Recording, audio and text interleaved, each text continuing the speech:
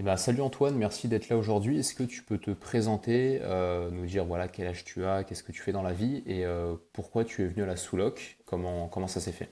Alors, donc moi c'est Antoine, j'ai 28 ans et je suis ingénieur dans le photovoltaïque. Et donc je me suis intéressé à la sous-location puisque j'ai déjà des logements en colocation et je les loue en Airbnb l'été. Et c'est vrai que aujourd'hui je passais par une conciergerie, ça m'a intéressé de voir un autre système. Voilà, je suis un peu par curiosité, je suis tombé sur une pub de Mathieu et c'est vrai que j'avais jamais entendu parler de ce concept-là et ça m'a plutôt intéressé. Je me suis dit, bah, ça pourrait s'appliquer aussi à mes logements, d'automatiser aussi toute la gestion des Airbnb. Voilà, un petit peu. Ok, ouais, j'ai vu que tu avais déjà un appartement sur Airbnb là, sur le dernier que tu as rentré, c'est ce que j'avais vu. Ouais, c'est ça, ouais. Ouais. Donc, et l'objectif c'était quoi? C'était d'arrêter complètement ce que tu fais et de faire full time sur la Souloc ou d'avoir un complément? Enfin, quel était le... Bah, en fait, j'essaye de diversifier un peu les activités, donc que ça soit de la location longue durée, courte durée, et puis voilà, me faire aussi un peu de revenus supplémentaires. Et après, bah, selon comment ça marche, bah, pourquoi pas à terme faire mon métier, hein, je sais pas encore. On va voir si ça me plaît aussi, mais si on teste pas, on peut pas le savoir. Complètement, ouais, je suis complètement d'accord. Et du coup, c'était quoi, enfin, qui te bloquait? Parce que, en vrai, si tu as rejoint un programme ou une équipe, j'imagine qu'il y avait deux, trois petites choses qui t'empêchaient d'avancer. C'était quoi ces deux, trois petites choses? Bah, alors, je suis pas mal occupé déjà avec mon travail actuel, donc il y avait aussi le fait d'avoir un petit peu toutes les infos déjà prêtes, forcément les process clairs, écrits, les checklists, etc. C'est vrai que ça gagne du temps, même si j'aurais été, je pense, capable de le faire. Et puis aussi le fait d'être dans une espèce de communauté, ça motive et si je, peut-être que si j'étais pas passé par ta formation, ton accompagnement, j'aurais pas été au bout en fait, puisque soit manque de motivation, ou soit je me dis bon, voilà, je reporte ça plus tard. Donc, ce qui fait que là, ça m'a vraiment challengé aussi. Après, je suis conscient qu'il faut beaucoup travailler. Enfin, moi, ça me demande quand même pas mal de temps en plus de mon travail. Je fais déjà pas mal d'heures.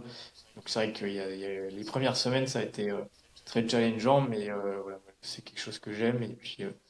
Et au moins, je travaille pour moi-même et c'est ça qui fait plaisir et pas pour un patron. Et voilà. Ah, c'est kiffant ça. Et bah, c'est vrai qu'il faut aimer un minimum, j'ai envie de dire. Et toi, du coup, alors Gauthier était assez content, hein. Gauthier, pour ceux qui connaissent pas, c'est le commercial. On en parlera un petit peu après de comment ça s'est passé. Mais Gauthier était assez content. Il me disait que bah, vu que toi, tu étais déjà un petit peu dedans, enfin, ton dossier, c'est allé assez vite et tu captais vite les choses. Donc ça, c'est cool. Est-ce que tu peux bah, un petit peu expliquer comment ça s'est déroulé, on va dire du début jusqu'à maintenant, sachant qu'on est au début de l'aventure, les résultats que tu as pu obtenir un petit peu avec les différentes équipes, comment ça s'est passé, enfin voilà, si tu peux faire un petit feedback par rapport à ça. Ouais.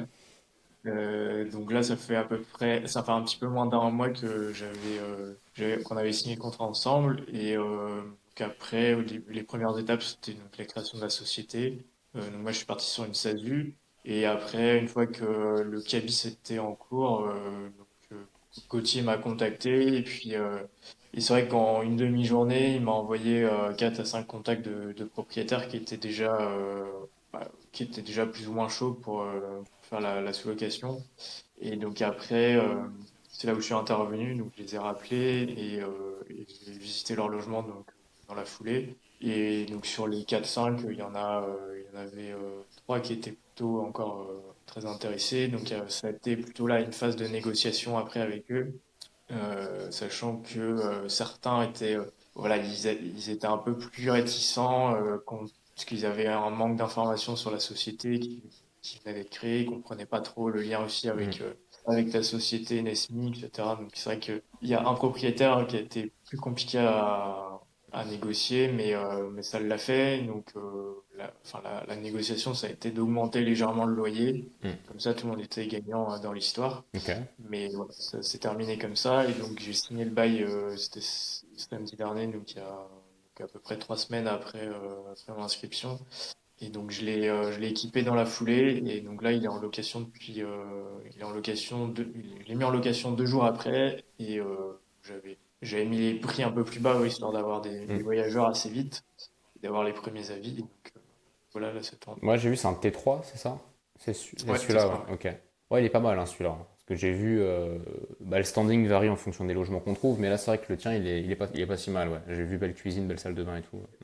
Ouais, c'est ça. Et après, j'ai rajouté, bah, il y avait juste pas de décoration, donc j'ai rajouté la déco. Ok, Et j'ai rajouté un lit parce qu'il y avait qu'un seul lit.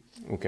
Et j'ai aussi changé le matelas qui existait déjà parce qu'ils avaient mis un matelas vraiment bas de gamme et je sais que c'est vraiment Important. important pour Ouais. les voyageurs.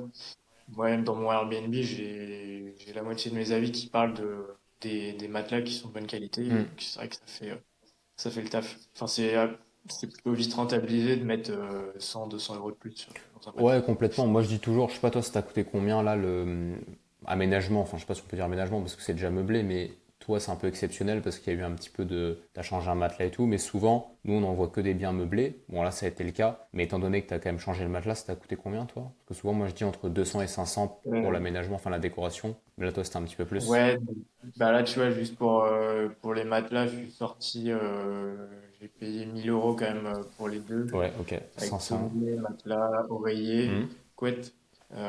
Et après, donc la déco, bah ça, c'est pas forcément très cher hein, dans les magasins style Jiffy, Centracor, etc.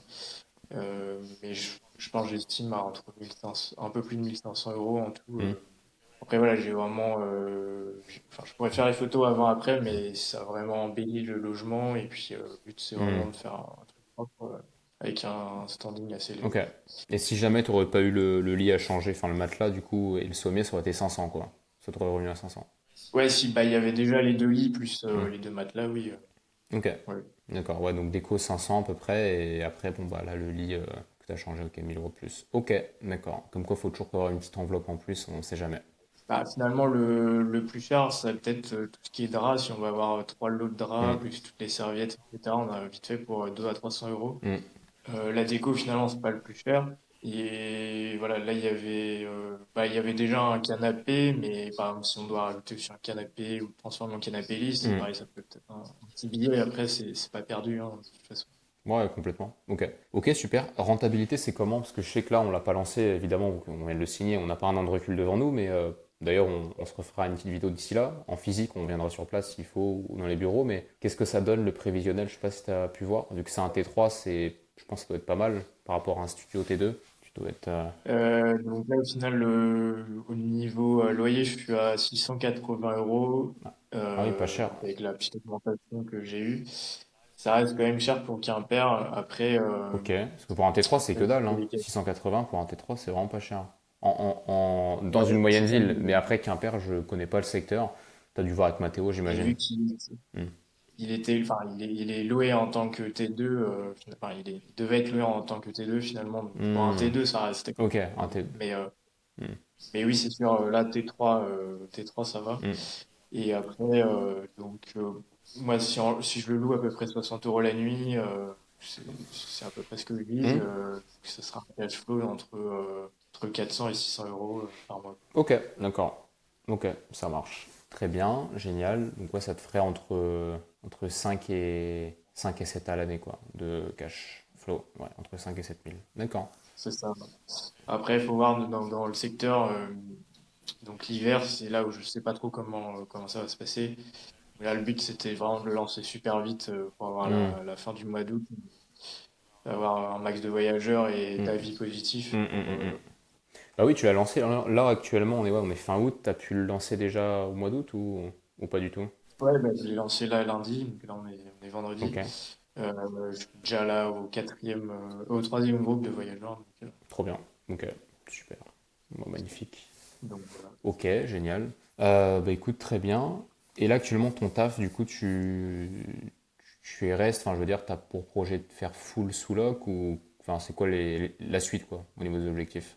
Bah là en fait je suis en négo avec un autre appart avec qui est un propriétaire. Hmm. Il y avait un petit, le petit frein c'était l'entrée autonome dans le logement. Donc ça je lui ai demandé de s'en charger. Il a vu avec un électricien et tout. Donc, c'est normalement en cours.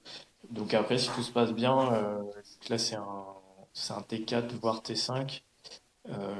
si tout se passe bien, je pourrais l'avoir début septembre. Mhm. Et là, le but, c'est de viser peut-être trois logements en sous-loc d'ici fin septembre.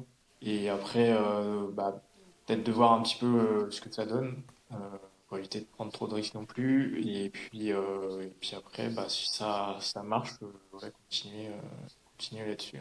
Enfin, il y a pas de raison que je continue pas en tout cas. Bon, bah après, continuer, oui, mais la question c'est plus, t'as pour projet de quitter ton job ou continuer à faire les deux? Là, aujourd'hui, c'est vraiment trop tôt pour le Hmm. dire. C'est pas forcément, c'est pas forcément quelque chose que j'ai prévu à moyen terme. Après, si, comme je dis, si vraiment tout se débloque, j'ai, je sais pas, 10 ou 15 logements et forcément déjà ça me prend du temps. J'aurais peut-être pas le choix. Hmm. Et si, ouais, si vraiment très intéressant, je peux me dégager vraiment un salaire. Hmm, hmm, hmm, hmm. Oui, éventuellement. Oui, toi, ta volonté, c'était pas d'avant tout de quitter ce que tu faisais. En vrai, ça se passe plutôt bien. C'était plus C'est d'avoir un pas ma complément. priorité, Hmm. Mais pourquoi mais je pas? suis pas, ouais, je suis pas fermé à cette À l'oppor- évolution-là dans le futur. ouais, à l'opportunité. Exactement. Ok. Ok, super. Bon, bah, je pense qu'on a fait le tour. Qu'est-ce que tu diras à toute l'équipe, même si on n'est qu'au début, évidemment, hein, au début d'une grande aventure, à Mathéo, Gauthier, Coralie, Aladji ou Salim, je sais pas avec qui tu as traité pour la fiscalité, mais voilà, qu'est-ce que tu diras à toute l'équipe? Ouais, pour l'instant, ça se passe super bien et tout le monde est très réactif dans son domaine. Donc après, chacun a un peu son expertise et donc ça, c'est top.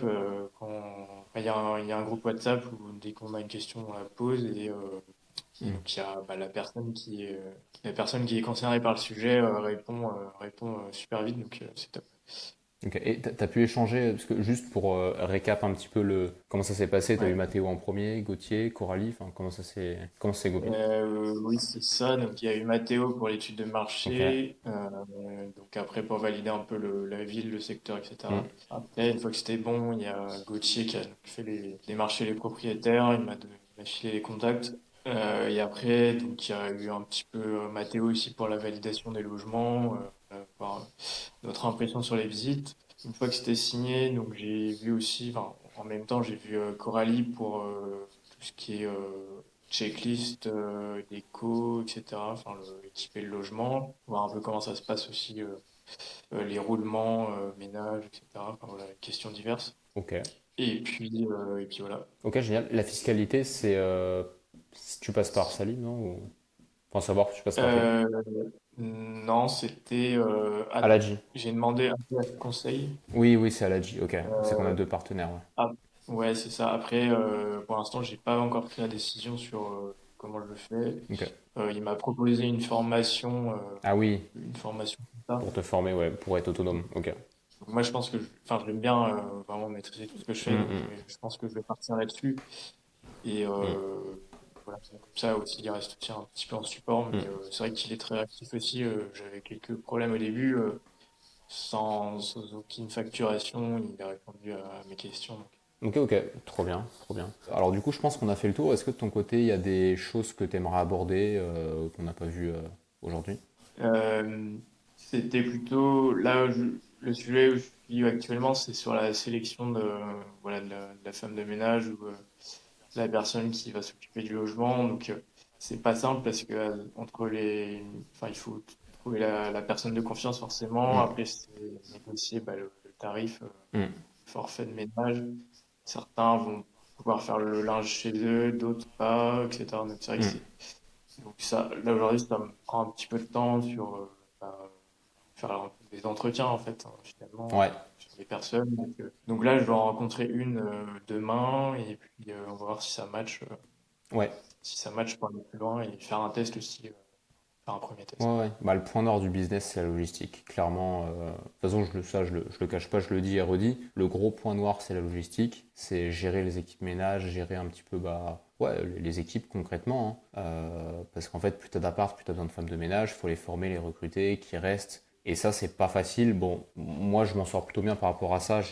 Bah, du coup, c'est Coralie qui gère toutes les équipes ménage et tout.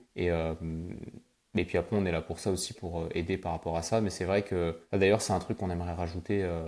Bon, ça, au pire, je pourrais t'en parler hors interview, mais Un service qu'on aimerait rajouter justement à ce qu'on fait, c'est trouver les femmes de ménage, mais pas juste aider à les trouver, mais vraiment les trouver, tu vois. En gros, trouver pour les personnes avec qui on travaille, peut-être pas dans tous les secteurs de France parce qu'on peut pas en avoir partout, mais dans certains secteurs, en gros, on les trouve et je sais pas ce que t'en penses, ça serait plus simple, j'imagine. Oui, c'est clair. Après, c'est clair, ça fait gagner du temps. Mm, Au début, ça pourrait rassurer aussi certaines personnes. mm, Là, c'est vrai que cette semaine, j'ai dû aller faire le ménage le midi pendant ma pause. ouais, J'avais pas forcément le temps de manger ni rien. mm, Donc, bon, après, ça dépend de la situation de chacun, mais c'est vrai que quand on est salarié, mm, c'est pas forcément simple. Donc là, c'est pour ça que j'essaie de clôturer le sujet assez vite parce que mm, bah, ouais, je peux pas me permettre de faire ça tous les midis. complètement, ouais, complètement. Mm. Et, encore, c'est un petit appart, donc le temps à passer est quand même raisonnable, Mm. mais à terme, oui, ça Ok. va. Et ben merci Antoine pour ta présence. C'était un plaisir et puis et ben bonne journée et puis à très vite. Merci à toi. Voilà.